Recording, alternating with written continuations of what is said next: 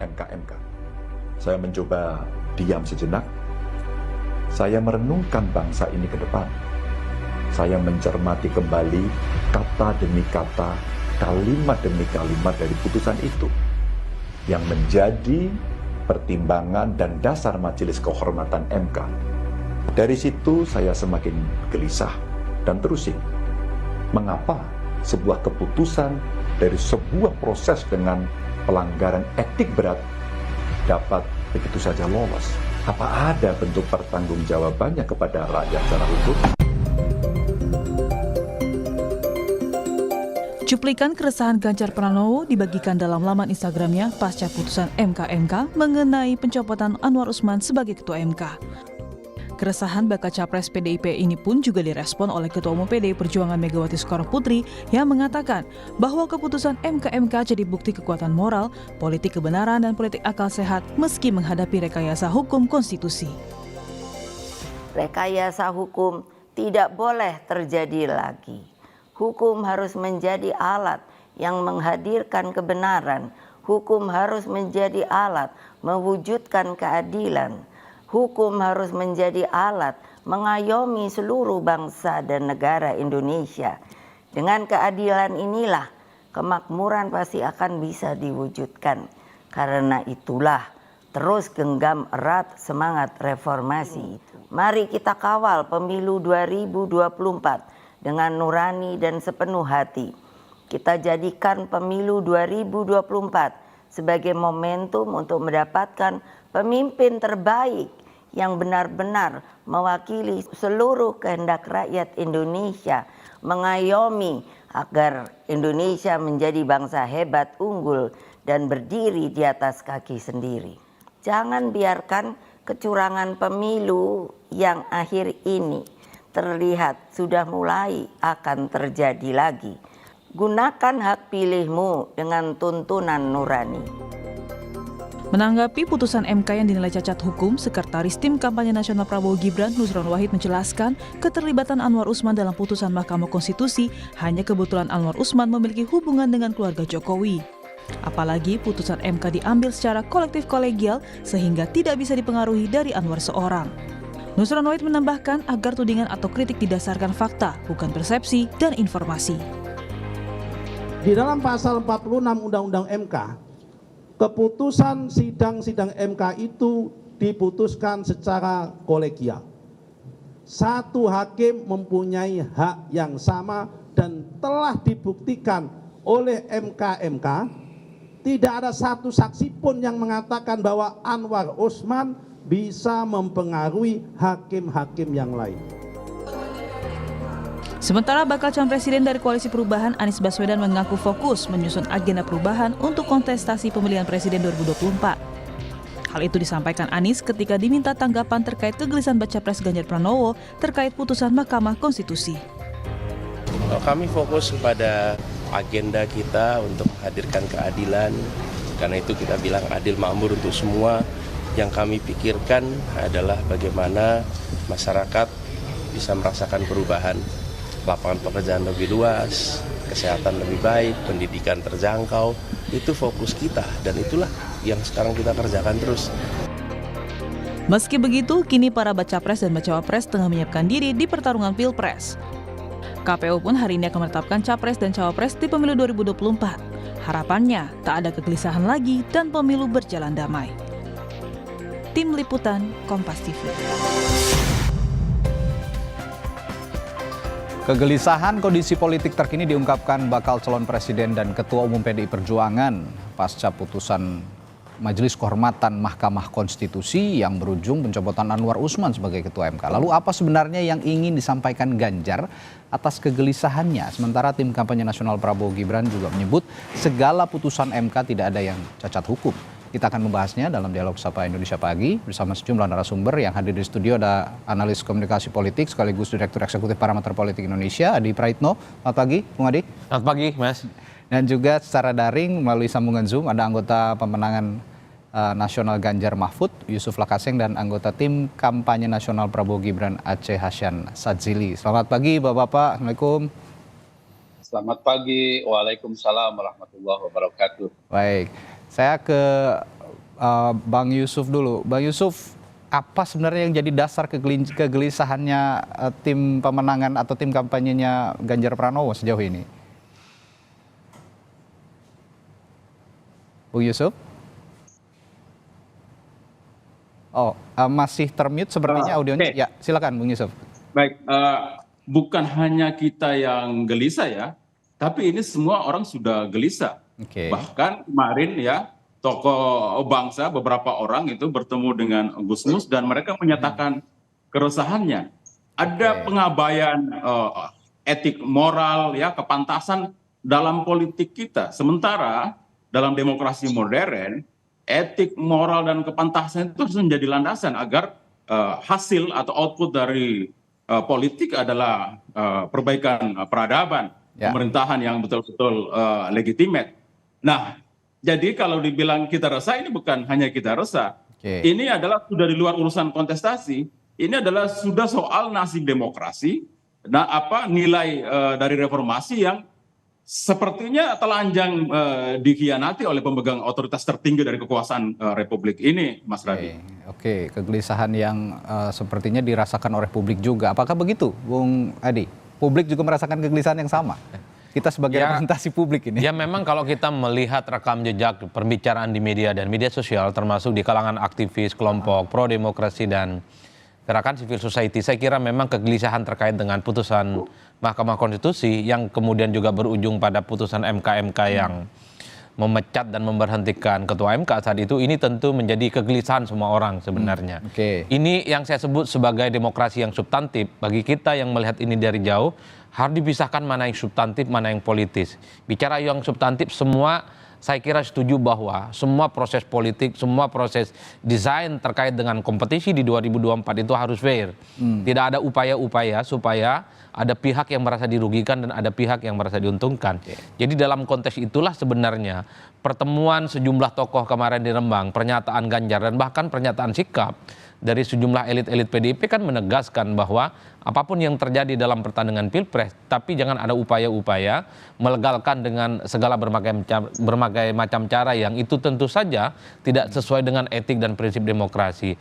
Meski pada saat yang bersamaan kita juga harus mengakui bahwa sikap politik semacam ini mesti dimaknai sebagai upaya untuk memberikan pesan politik kepada publik secara umum bahwa proses majunya Gibran Rakabuming Raka dalam tanda kutip itu melalui proses yang tidak ajak dan kurang baik. Kan ini sebenarnya yang ingin didapatkan dalam insentif politik elektoral terkait dengan persaingan Pilpres. Oleh karena itu ketika melihat pernyataan Ganjar yang merasa kecewa, merasa gelisah dan mungkin tidak nyaman dengan kondisi ini, termasuk sikap politik PDIP secara umum, apalagi kita kaitkan dengan pidato politik Megawati beberapa waktu yang lalu, ini fokusnya pada sesuatu yang substantif. Mana mungkin ada kontestan yang maju melalui proses putusan MK, di mana putusannya itu pengambil keputusannya itu diberhentikan. Kan ini yang sebenarnya pesan-pesan politiknya yang secara nyata. Kalau bagi kita yang melihat dari jauh, siapapun yang jadi presiden, siapapun yang menang tanding nantinya di 2024 nggak penting dan nggak ada soal. Yang paling penting adalah bagaimana semua proses mekanisme pertarungan ini harus sesuai dengan kaidah-kaidah demokrasi. Saya kira di situ posisi saya, Mas. Ya. Lalu bagaimana Kang Aceh sebagai tim kampanye nasional Prabowo Gibran menjawab kegelisahan ini? Publik tadi menjawab sebagai perwakilan publik, Mas Adi, saya juga publik juga sepertinya ada kegelisahan itu ditambah dari PDIP dan juga Pak Ganjar Pranowo. Bagaimana menjawab ini, Kang Aceh? Iya, pertama harus kita lihat. Tadi secara jelas disebutkan bahwa keputusan Mahkamah Konstitusi itu tidak bisa diputuskan secara personal. Keputusan dari Mahkamah Konstitusi itu dilakukan secara kolektif kolegial. Bahwa ada satu yang menyatakan dissenting opinion, saya kira itu sesuatu yang wajar. Dan karena itu maka ketika keputusan itu telah diputuskan oleh satu institusi yang dijamin oleh konstitusi itu sendiri, bahwa setiap keputusan Mahkamah Konstitusi itu sifatnya final dan mengikat atau final and binding, maka sudah seharusnya kita mengikuti dan menghormati terhadap keputusan tersebut. Ya. Saya melihat bahwa apa yang disampaikan oleh katakanlah baik dari pihak Ganjar maupun dari pihak partai-partai yang lain yang tidak puas terhadap keputusan yang dilakukan oleh Mahkamah Konstitusi tersebut, maka bagi kami harus melihatnya juga secara politis. Oke. Kenapa? Karena itu kan bagian dari proses yang kita sendiri harus memahami. Itu adalah pernyataan politis juga gitu loh. Oke. Yang bahwa disitulah kita melihat ada upaya juga pihak-pihak yang memang tidak ingin bahwa proses politik ini yang dilakukan oleh pasangan Prabowo Gibran sesungguhnya juga telah diadopsi menjadi peraturan KPU. Maka tidak semua harus mengikuti terhadap proses tersebut gitu. Oke. Nah, karena itu menurut saya bisa melihat apa yang dilakukan oleh para tokoh-tokoh politik yang menyampaikan kegelisahan tersebut ya sebagai bagian dari proses politik juga gitu loh. Oke. Nah, sekarang kita tinggal kembalikan kepada proses tahapan-tahapan yang telah dilakukan dalam pemilu 2024 ini. Ya, lebih baik perdebatan kita diarahkan kepada upaya membangun satu perdebatan yang sifatnya substantif justru. Apa itu? Bagaimana kita berdebat secara programatis, ya, apa yang ditawarkan rakyat kepada rakyat. Saya kira itu yang lebih penting gitu ya. Karena sekarang ini kan tidak bisa kita mengubah sesuatu yang memang sifatnya final and binding gitu loh. Kita menyesali sesuatu yang sudah terjadi, ya menurut saya kita nanti tidak akan membuat kita menjadi bangsa yang produktif begitu. Iya, saya kalau mau, saya tergelitik dengan salah satu pernyataan salah satu politisi PDI Perjuangan. Katanya Gibran ini ibarat bawang putih yang diselundupkan ke dapur, tapi untuk dipermasalahkan bawang putihnya sudah terlanjur menjadi bumbu, jadi sudah nggak bisa diapa-apain gitu kurang lebih ya Kang Aceh. Jadi kalau Anda sekarang kenyataannya kan begitu. Oke. Ya kan, saya paham karena saya juga dapat informasi pernyataan yang keras yang dikeluarkan oleh politisi-politisi ini juga karena apa? Karena ada agenda yang tadinya juga mau disampaikan di dalam Mahkamah Konstitusi dalam proses pemilihan ketuanya kemarin, itu ternyata tidak sesuai dengan ekspektasi para politisi-politisi itu gitu loh. Makanya kemudian sekarang ini mencoba untuk mendelegitimasi terhadap Mahkamah Konstitusi sendiri. Padahal kalau kita lihat ya proses perjalanan Mahkamah Konstitusi sendiri ini kan bukan 1 kali 2 kali ini. Ada kasus di mana misalnya salah satu Mahkamah Konstitusi, misalnya saya ambil contoh Pak Saldi Isra mempersoalkan soal umur beliau. Yang kemudian dibahas di dalam Mahkamah Konstitusi, apakah itu tidak menyangkut dengan interest dan konflik pribadi, iya kan? Jadi menurut saya, kita melihat proses yang terjadi ini harus dalam konteks bahwa pemilu sudah melalui proses tahapannya, ya kan? Lebih bagus kalau kita saat ini, ya hari ini sudah mau penetapan pasangan calon. Ini kan nggak bisa mundur kita ini, ya kan? Baik, Kang Aceh. Gitu. Baik, ya, Bung Yusuf. Tadi perbincangan saya dengan Kang Aceh, Anda juga pasti menyimak bahwa lupakan saja soal proses pencalonan ini dan mari kita sama-sama masuk ke tataran kampanye ide dan gagasan begitu. Tapi tentu kekhawatiran itu akan tetap ada. Nah, di balik kekhawatiran itu yang ingin saya tanyakan Bung Yusuf, apa yang dikhawatirkan? Apakah memang adanya posisi Presiden Joko Widodo sebagai ayah bakal cawapres Gibran Rakabuming yang sepertinya diragukan netralitasnya, dan bagaimana langkah ke depan terkait ide dan gagasan dari Ganjar Mahfud sejauh ini?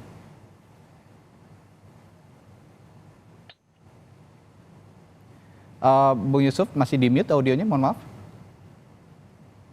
Jadi saya jawab dulu ya soal yang lain sebelum saya masuk ke pertanyaan tadi ya, Mas Radi. Jadi kita disuruh move on ya pada satu proses keculasan yang sudah diketahui oleh satu proses resmi oleh MK. Ini kan semacam pencuri yang ketahuan mencuri lalu kita disuruh untuk ya sudahlah terima saja lah, ini barang sudah milik kami, nggak usah lagi Itu sudah jadi bumbu itu bukan. tadi. Ya jadi ini fair play-nya di mana? Setelah berhasil curang baru kita disuruh move on. Ini menurut saya hanya orang-orang culas yang berpikiran begini.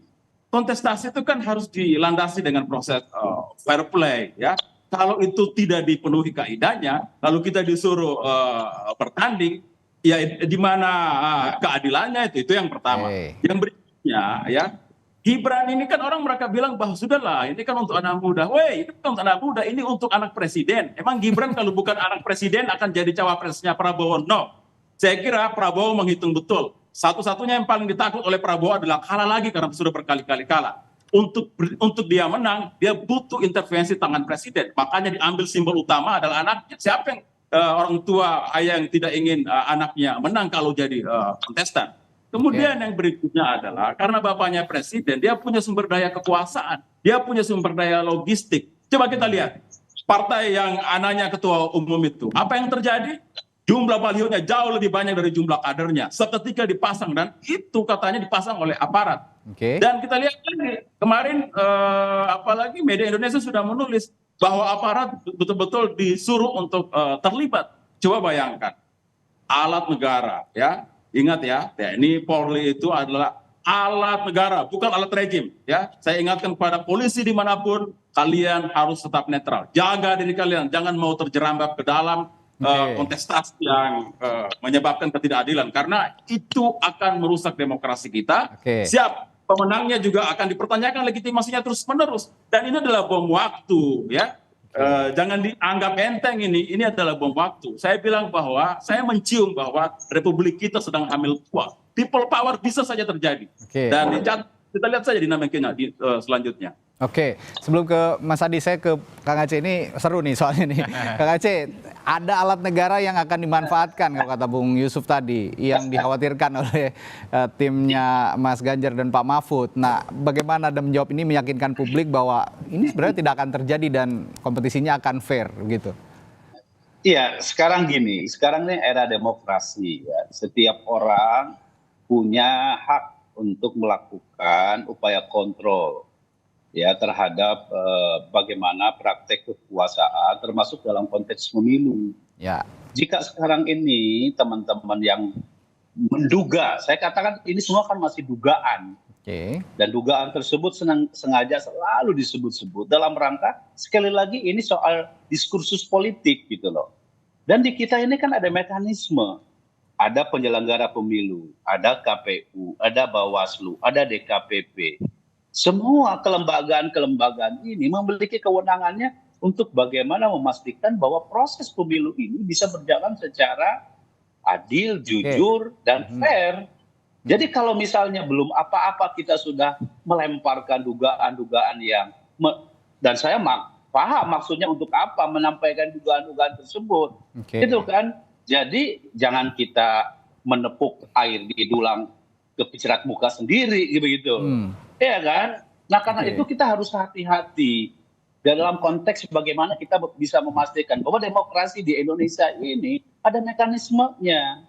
Ya kan? Misalnya soal tuduhan bahwa ada aparat keamanan, ada aparat negara dan sebagainya.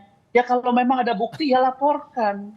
Ada mekanisme sendiri gitu, buktikan semua proses tersebut gitu loh. Sama halnya misalnya ya beberapa politisi dulu kan kita juga sama bareng-bareng dengan partainya Pak Yusuf Lakaseng, ya kan, dengan Partai Merah.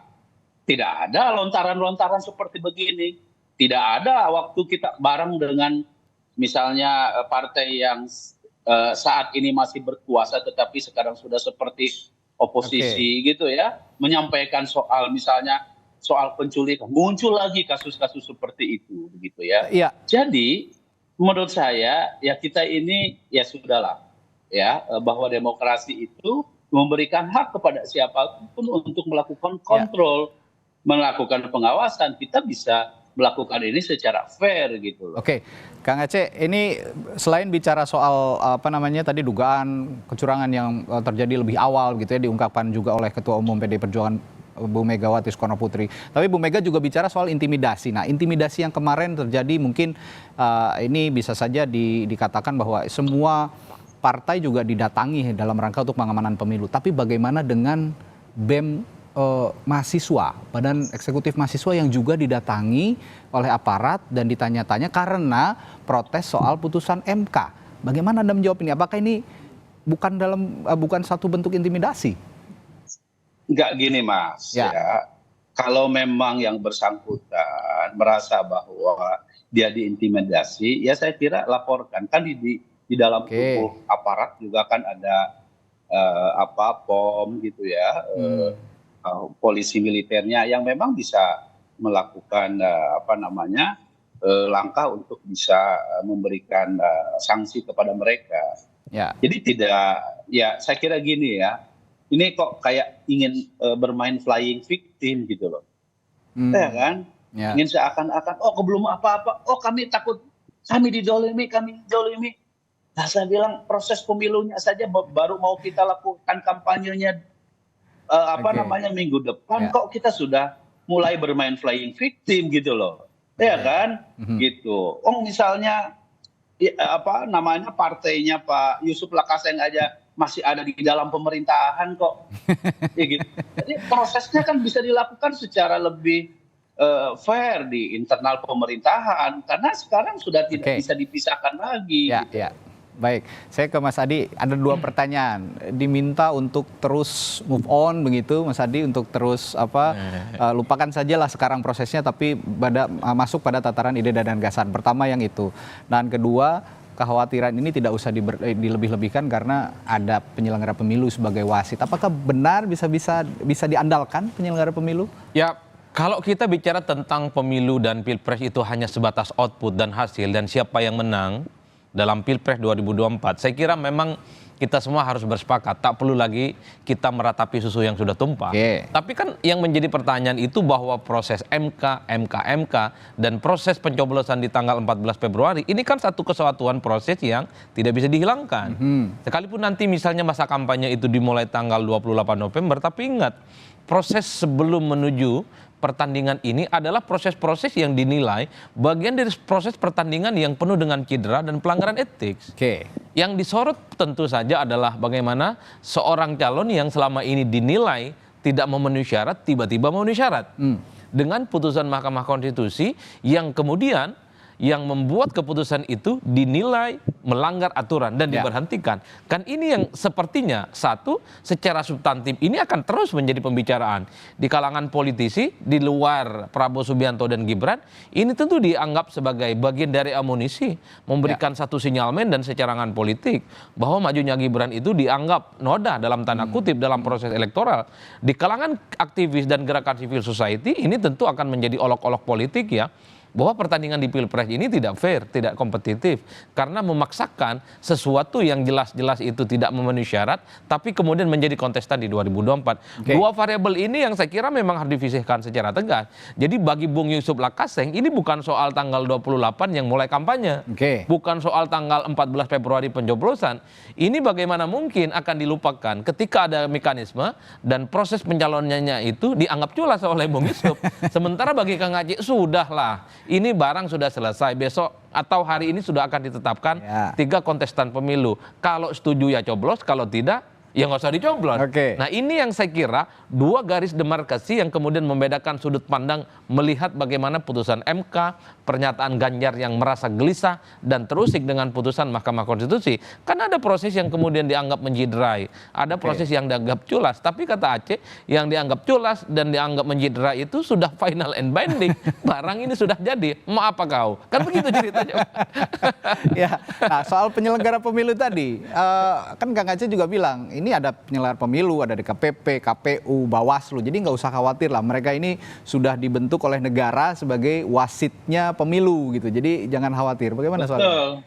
Kalau itu tidak ada bantahan apapun ya. Mekanisme dan sistem politik demokrasi kita ini kan sudah ada secara matang ya. Ada Bawaslu, ada DKPP, kemudian ada KPU dan seterusnya. Tapi kan problemnya semua persoalan-persoalan yang terkait dengan pelanggaran pemilu per hari ini itu kan nyaris tidak bisa diungkap secara maksimal dan tuntas, terutama oleh Bawaslu sebagai badan yang selama ini dipercaya dan legitimate untuk mengungkap semua persoalan dan pelanggaran serius. Jangankan soal netralitas aparatus negara, Mas. Terkait dengan politik uang yang jelas-jelas terjadi di depan mata, itu nyaris tidak ada putusan yang mengikat sebagai sebuah pelanggaran pidana. Kalau kita bicara tentang netralitas ASN, anggota kepolisian, anggota Polri, perangkat-perangkat desa, itu jelas diatur dalam Undang-Undang Pemilu nomor 7 2017, pasal 280. Jadi kalau dianggap konsisten bahwa ini semua harus dilarang dan haram hukumnya, bahwa aparatus negara itu menjadi instrumen dan kemenangan politik tertentu. Dan ingat loh, itu dendanya, sanksinya luar biasa, bisa dipenjara dan denda dengan sejumlah uang. Tapi sampai hari ini kan kita tidak pernah menemukan bahwa pelanggaran pidana itu yang bisa diungkap baik oleh DKPP, yang diungkap oleh Bawaslu sebagai sebuah pelanggaran yang cukup serius dan membuat orang jera. Makanya yang paling mungkin adalah bagaimana kita mengimbau secara moral semua kontestan, semua kandidat capres, relawan dan tim pemenangan, sudahlah nggak perlu menggunakan instrumen kekuasaan, karena memang instrumen kekuasaan ini tegak lurusnya kepada negara dan bangsa, bukan kepada orang, bukan kepada person yang melekat pada dirinya pejabat-pejabat publik. Ini yang saya kira perlu kita sampaikan ke publik. Oleh karena itu bicara tentang pelanggaran dan netralitas itu, kita itu semacam bicara tentang hantu, kita yakini adanya, faktual, tapi sulit untuk diungkapkan. Kan ini yang terjadi. Ya, tentang netralitas. Harus dengan kamera khusus melihatnya kayaknya. Nah, ini yang repot. Belum lagi, Mas. Laporan-laporan terkait dengan dugaan pelanggaran pemilu, ini kan tidak semua orang mampu melakukan itu. Satu, soal keamanan. Yang kedua, tentu kekhawatiran ada intimidasi. Karena kalau kemudian tuduhan-tuduhan kecurangan itu tidak ada yang kemudian mengamankan, khawatir itu akan terjadi laporan balik. Yang itu tentu saja akan membuat seseorang itu, sekalipun laporan kemudian tidak netralnya itu ada di depan mata, karena dia tidak ada jaring pengamannya, dia tidak akan melaporkan itu sebagai sebuah tindakan yang akan mereka lakukan. Ya, kalau saya ngomong tadi kamera khusus, satu lagi yang bisa mengawasi proses pilpres atau pemilu ini adalah civil society, rakyat Indonesia sendiri. Netizen ini sudah canggih, Bung Adi. Tinggal sorot gitu ya, ada kecurangan, lembe turah aja juga bisa jadi apa namanya? Tapi sekali lagi gitu, Mas, ya. Itu hanya selesai di viral. Tapi tidak selesai. Tapi bisa mempengaruhi juga opini publik. Kalau gitu itu kan? Tidak bisa dibantah. Makanya gerakan civil society, kelompok pro demokrasi, jangan maknai pemilu ini hanya miliknya Kang Aceh sama Bung Yusuf. Ini milik kita bersama. Itu yang paling penting tuh. Pertanyaan selanjutnya, setelah jeda nanti saya akan tanyakan ke Bung Adi juga ke Bung Yusuf Lakaseng. Jika terus berkubang dengan apa namanya permasalahan dugaan manipulasi hukum yang sebenarnya sudah final and binding tadi, yang mau apa kalau sekarang sudah final and binding, jika terus berkubang di situ, apa tidak khawatir nanti pasangan Ganjar Mahfud ini agak tersalip begitu ya soal ide dan gagasan di saat capres-cawapres lain sudah on the track pada ide dan gagasan. Saya akan tanya ke Bung Adi juga ke Bung Yusuf Lakaseng setelah jeda. Tetaplah bersama kami di Sapa Indonesia Pagi. Kembali di Sapa Indonesia Pagi bersama saya Radhi Saputro, masih ada Mas Adi Praitno, lalu juga Bung Yusuf Lakaseng dari tim pemenangan Ganjar Pranowo dan Kang Aceh Hasan Sazili dari tim kampanye Ganjar Prabowo Gibran. Ini sampai terbelit-belit ini karena saking peliknya masalah belakangan ini soal Pilpres. Nah, saya akan putar pertanyaannya tadi. Saya akan ke Bung Yusuf dulu. Bung Yusuf, Anda tidak khawatir bahwa kalau jika berkubang terus pada permasalahan dugaan manipulasi hukum di Mahkamah Konstitusi soal pencalonan salah satu bakal cawapres, Ganjar Mahfud ini akan ketinggalan soal tataran ide dan gagasan? Bagaimana Anda menjawab ini? Ya, enggak lah. Enggak. Sebenarnya kan Ganjar dan Ibu Mega, apalagi bicara soal MK nanti kemarin aja. Kenapa bicara? Karena ternyata publik merasa bahwa memang ada yang nggak benar, ada yang ganjil, ada yang harus dipersoalkan. Justru kalau Ganjar tidak bicara itu, nanti dianggap iyalah itu adalah satu proses yang sah dan sudah benar adanya. Dia nggak bisa kayak begitu. Di situasi kontestasi kayak begini, semua kubu akan bicara sesuai dengan versi masing-masing. Akan ada pihak ketiga yang akan menilai soal objektivitasnya, yaitu mereka-mereka yang selama ini tidak partisan, ketokohannya kredibel, mereka adalah para cendekiawan, dan itu sudah kita lihat mereka menggunakan apa yang disebut dengan kejernihan pikiran dan kedalaman rasanya melihat situasi ini. Itu yang pertama. Yang kedua soal program. Saya kira pasangan Ganjar dan Mahfud adalah pasangan yang paling artikulatif bicara soal program-program. Kita punya program wajib belajar 12 tahun, kita punya target agar pertumbuhan ekonomi 7%, ya, pemberantasan korupsi, kolusi, dan nepotisme, perbaikan hukum yang sekarang diacak-acak oleh pemerintahan saat ini. Dan ini adalah dua orang yang paket lengkap, yang menyajikan kualitas dan rekam jejak yang sempurna. Jadi kita sama sekali bukan bicara soal MK-MK itu lalu untuk menutupi kualitas yang kita yang rendah, enggak, justru sebaliknya. Kita lihat bahwa publik mempersoalkan ini. Dan sebagai calon pemimpin bangsa kan Ganjar harus lihat bahwa oh iya memang ada sesuatu yang enggak benar. Kalau kubu Aceh bilang enteng-enteng aja karena mereka memang diuntungkan. Jadi ya sudahlah, ya. Kita tahu sama tahu lah ini urusan ini kan. Satu pihak diuntungkan bilang ya sudah move on, ya kan? Tapi ada pihak yang dirugikan dan saya kira rakyat pada keseluruhan akan dirugikan.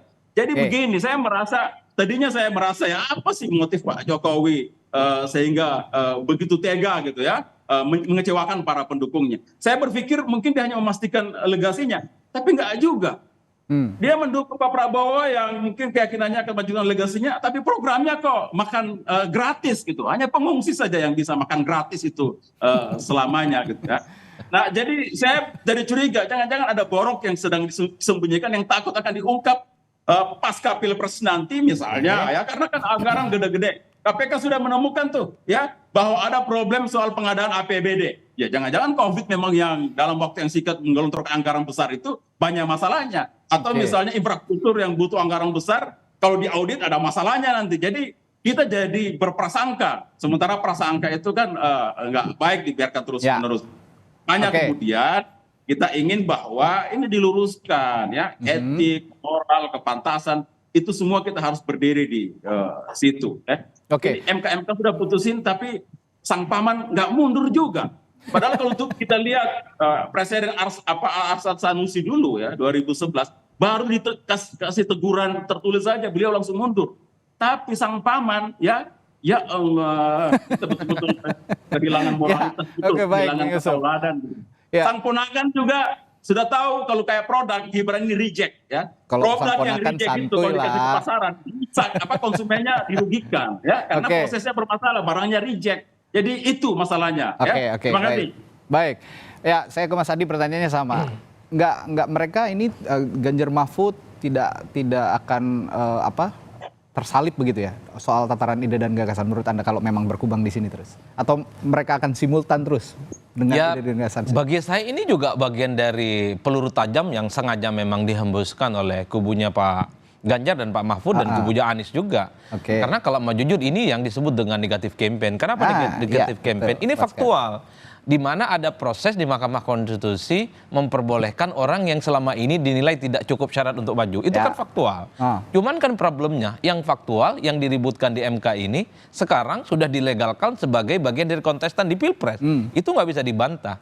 Ini yang saya kira bahwa kalau bicara tentang gagasan sekalipun tak ada dalam visi misi, tentu proses MK dan majunya Gibran di Pilpres 2024 ini bagian dari opini, bagian dari diskursus politik yang terus akan disampaikan oleh di luar kubu Prabowo dan Gibran tentu saja. Terutama untuk kelas menengah ke atas, terutama untuk kelas menengah secara pendidikan dan secara ekonomi. Karena konsumsi ini hanya dimakan oleh pihak-pihak yang memang selama ini mereka itu adalah well educated, tingkat ekonominya di atas rata-rata, dan menganggap bahwa demokrasi di Indonesia itu tidak baik-baik saja. Ini yang saya kira terus menjadi bagian dari sasaran kritik dan tentu saja stimulan sebagai bagian untuk memberikan informasi kepada publik. Ada proses yang salah, ada proses yang cacat dalam menghadapi Pilpres 2024. Meski pada saat yang bersamaan, siapapun yang bertanding di Pilpres bukan hanya kubu Ganjar, bahwa basis pemilih kita 60% ke bawah, banyak yang tidak ngerti terkait dengan putusan MK, tidak terkait dengan politik kekeluargaan dan seterusnya. Mostly mayoritas pemilih kita itu pikirannya pendek, Mas. Apa yang terjadi pada mereka tentang keseharian hidup, tentang kemiskinan, tentang kesejahteraan, kesulitan mengakses kebutuhan-kebutuhan pokok, itulah yang kemudian akan menjadikan mereka datang ke TPS dan mencari kira-kira di antara tiga ini siapa yang meyakinkan datang untuk memberikan solusi yang dihadapi. Yang bisa Oleh merubah karena nasib. itu, ini kan kalau mau jujur isu terkait dengan MK, kita harus akui secara personally ini memang bertabrakan dengan hati nurani kita. Oke. Ada proses yang kemudian dilanggar, tapi satu hal ada miss, ada disconnect yang kemudian tidak nyambung kepada pemilih ke bawah. Oleh karena itu, bagi saya kalau ini penting bagi Bung Yusuf, bagaimana menerjemahkan sesuatu yang tidak etik, melanggar aturan secara moral, kemudian bisa diterjemahkan sebagai kebutuhan Ya. dari rakyat. Oke. Saya kira itu akan menjadi amunisi yang cukup Yang penting. lumayan dahsyat. Nah, saya akan bertanya juga nih ke Kang Aceh jadinya nih. Kalau Ya.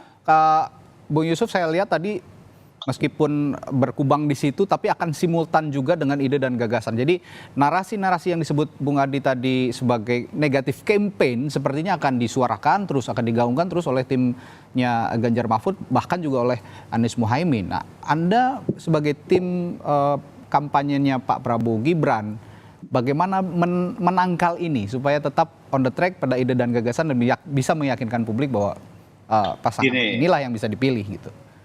Betul. Gini, kita ini kadang-kadang suka paradoks ya. Oke.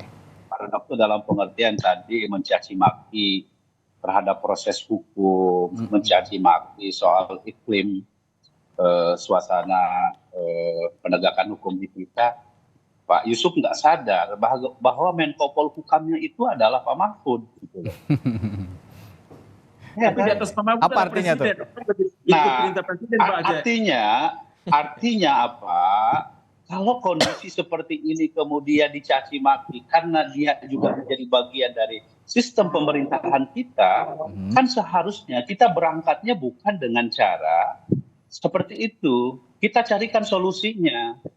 Oke. Kalau persoalan tadi soal penegakan hukum yang bermasalah, sekarang Menko Polhukamnya dari mana? Menteri Menteri Hukum Menkumham. dan HAM-nya dari siapa? Dari mana? Jadi karena itu ya kita harus bisa meletakkan dasar ini semua dalam konteks pemilu 2024 ini kan kita ini kan semua ini bersaudara. Oke.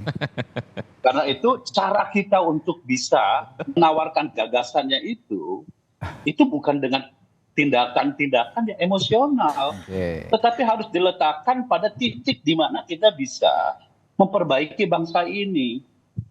Nah, karena itu ya rasa-rasanya saat ini yang saya setuju bahwa mesti ada kalangan civil society yang terus melakukan proses pengawalan terhadap demokrasi kita, dan itu adalah kita ini ya sebagai aktor dari kontestasi ini ya kita jalan saja dengan, tetapi jangan kita melakukan sesuatu yang memang ya seperti pengamat juga gitu loh. Nah karena itu langkah yang harus kita lakukan sesungguhnya adalah yang kalau tadi ditawarkan gagasan ya tawarkan gagasan, tetapi kita juga harus sadar diri bahwa kita adalah bagian dari proses untuk melanjutkan dan memperbaiki pemerintahan Presiden Jokowi. Oke. Itu yang harus disadari oleh kita semua gitu.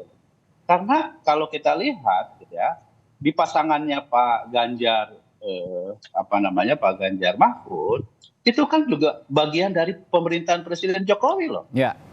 Ya kan? Oke. Gitu. Partainya Pak Yusuf juga kan menjadi bagian dari Presiden Jokowi. PDI Perjuangan juga konsisten untuk mengawal sampai 2024. Oke. Bahwa kita ya mau memperbaiki, ya kita semua kan tujuannya sama untuk memperbaiki bangsa ini gitu loh. Dan Baik. karena itu maka kita tawarkan apa yang terbaik buat bangsa ini. Kira-kira Oke. begitu. Baik. Terakhir sebagai penutup dari Bung Yusuf, apa yang ingin disampaikan dari jawabannya Kang Aceh tadi? Ya kalau mau diperbaiki ya kan ini prosesnya cacat secara etik ya kan. Produk yang reject mestinya ditarik dari pasaran biar konsumen nggak dirugikan. Yang kedua adalah dia legitimate gitu kan. Ini lagi-lagi saya bilang ini nggak akan dilupakan begitu saja. Kalian sudah mencuri lalu kalian suruh kita sekarang pencurian itu kita kembalikan kepada rakyat untuk bisa memilih. Kok belum ya nggak bisa proses curang terus dikasih ke rakyat. Kok curang? Saya katakan ini bukan kecurangan karena prosesnya sudah dilakukan ada Coba baca apa yang sekarang kita kembali Oke, Bapak.